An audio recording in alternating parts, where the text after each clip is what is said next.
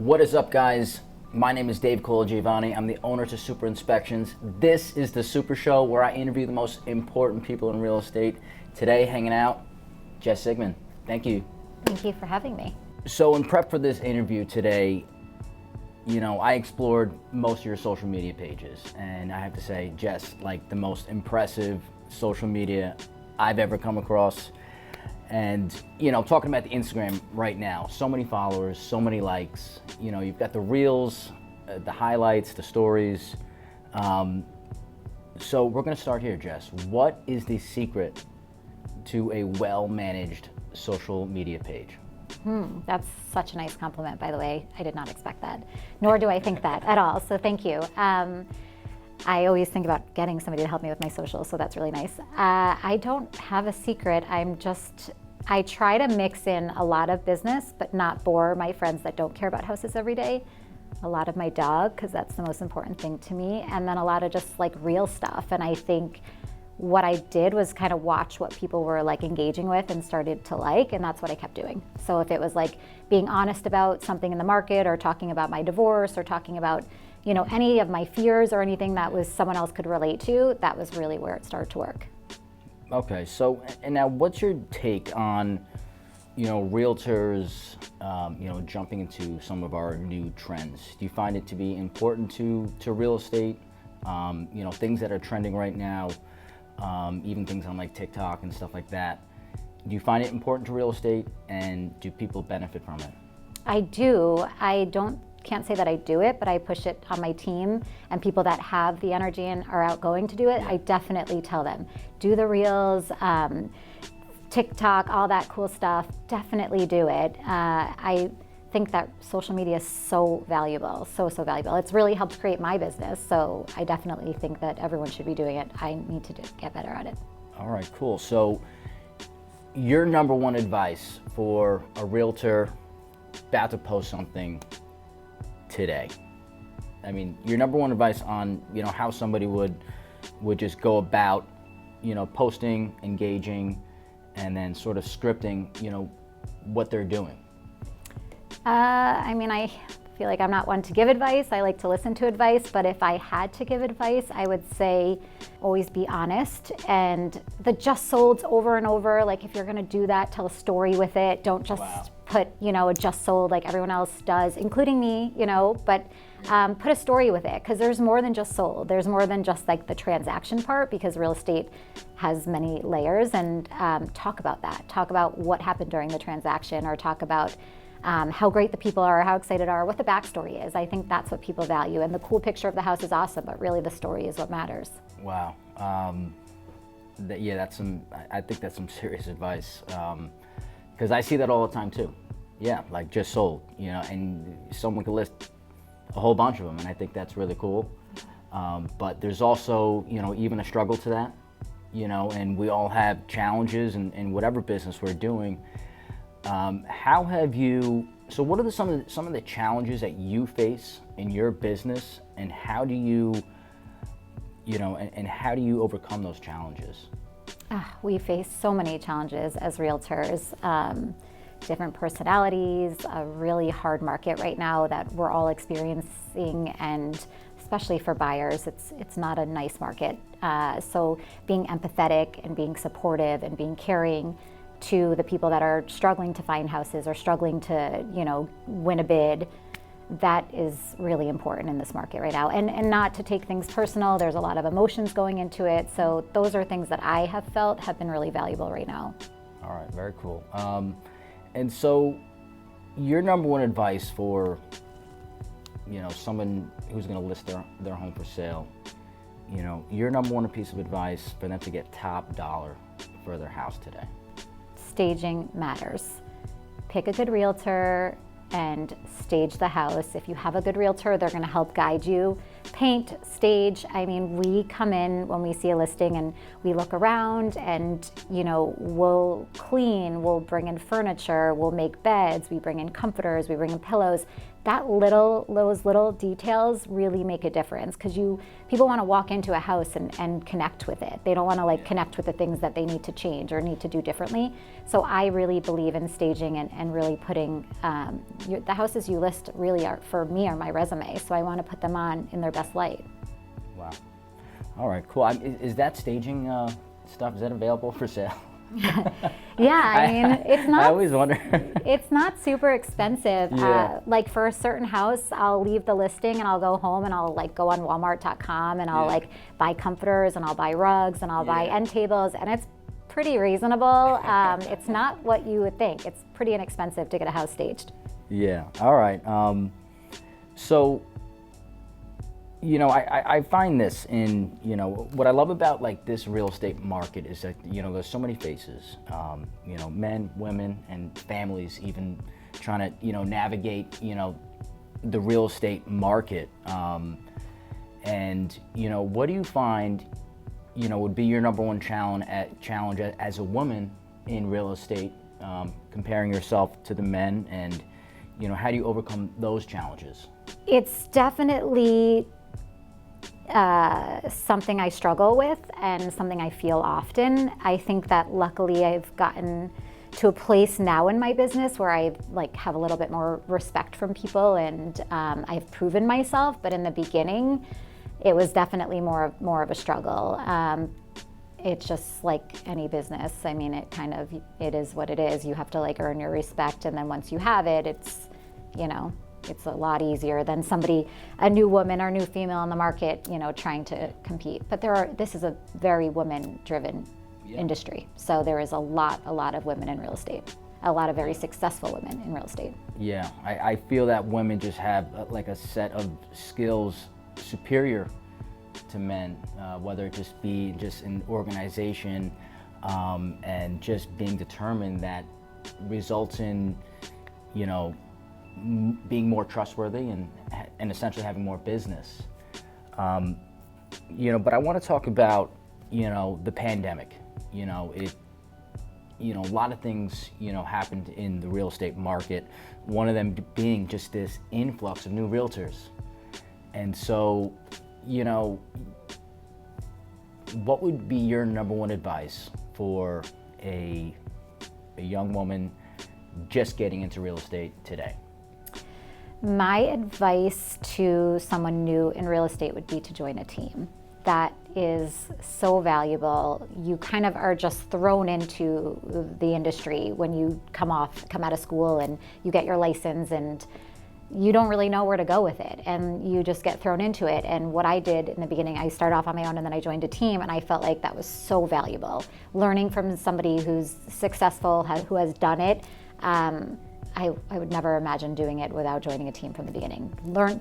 Interview people, see who you vibe with, see who has the right culture fit, and then, you know, pick a team and start learning from a mentor and being a sponge. And that's what I would say. Yeah.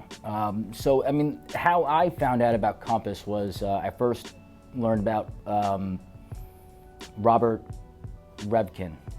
Did I say his name right? Yeah, he's a legend.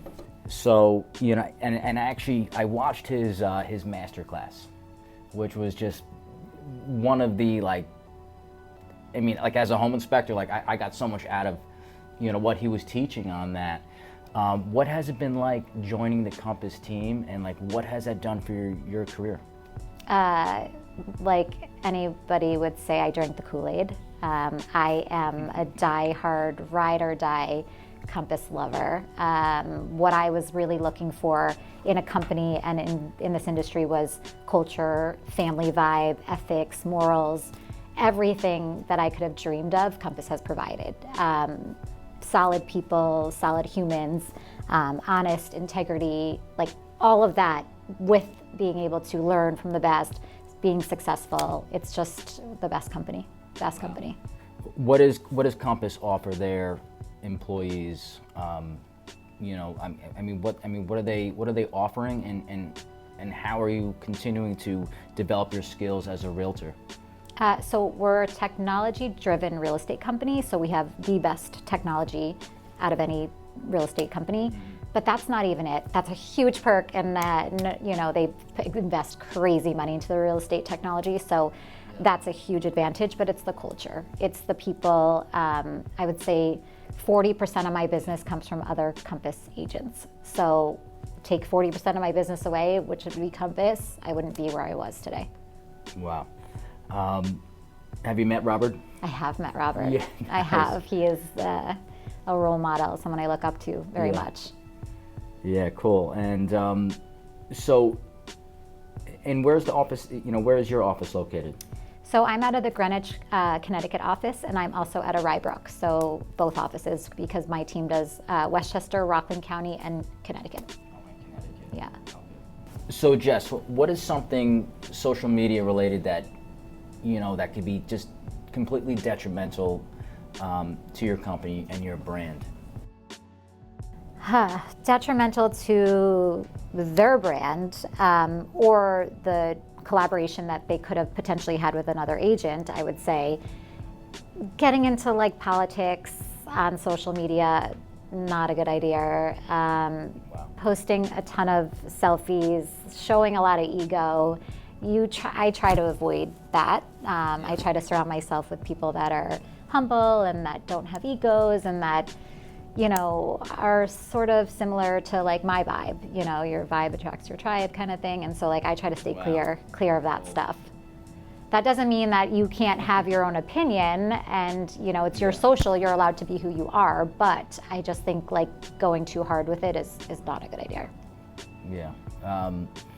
And so, you've got a ton of followers. How did you start to build, that process of building your brand, say through Instagram, and how did your outreach get, to where it is today? What was that what did that process look like?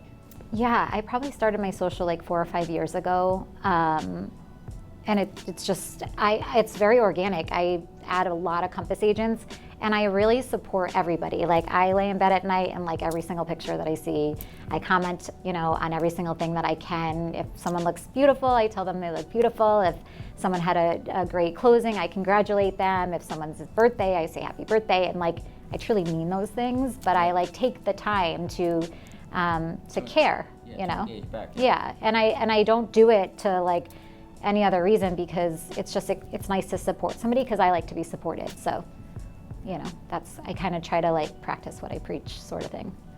So Jess, what is your day-to-day look like as a realtor?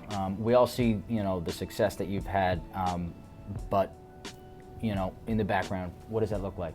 None of that. It's stressful, it's emotional, it's disappointing. It's not as easy as it looks. I take a lot of it home with me at night, when my buyers lose a deal, or when a seller is being a complete dick, or, it's just a very, very hard business. I'll work with like people that are putting in offers that are, in finance, and the stock market drops and they're like, lost all this money. And I'm thinking like in a day I could lose a crazy amount of money. Like we put in offers and deals fall apart all the time. So like when you like put them together, like we lose a lot of money in a day. We make a lot of money too, but there are days that like agents have all these deals together and are about to make $30,000, $40,000 and then they're making zero. So it is a roller coaster. It is, but it is very rewarding when it works out, and it's very rewarding to support our clients and have their back, but it is not an easy job. It is somebody, my mentor and someone who I look up to a lot, Brian Milton, he told me when I got into the business, you have to have thick skin, and he was not kidding. Yeah. Wow. So we're going to end with this question here. What would you say is your number one obstacle in real estate to finding the best deals and to just being your very best? What is the number one thing that can hold you back, and how do you overcome that? I guess like we started in the beginning being an introvert, wanting to be home with my dog a lot. You have to kind of, bad days are hard, and you have to keep pushing and you have to keep going, and you can't Like come December and January 1st, you're starting over like a brand new agent. Your sales last year don't matter, you know, you're back at zero and you really have to, you know, start all over. And it's pretty scary and stressful. Are you gonna have the same year as last year? Are you gonna have a better year? Are you gonna have a worse year? Are you a one-hit wonder, you know, like, Yeah. So I would say that that is a struggle, especially for me, because I'm always like, I'm just a one-hit wonder, it's over. My phone doesn't ring for a few days and I'm like, no one's calling me, I'm a failure. So we're pretty tough on ourselves, I would say, any entrepreneur is, but it always works out. Be a good person, do the right thing, do right by your clients, client first. Wow. Yeah, so we were just talking earlier about, you know, just the retention rate of some realtors. You know, I believe the number is like the average real estate career is like 3 years long. How do you prolong your real estate career? What's the secret to being in this industry long term, you know, for a complete career? Well, hopefully I made it because I'm past 3 years. Hopefully.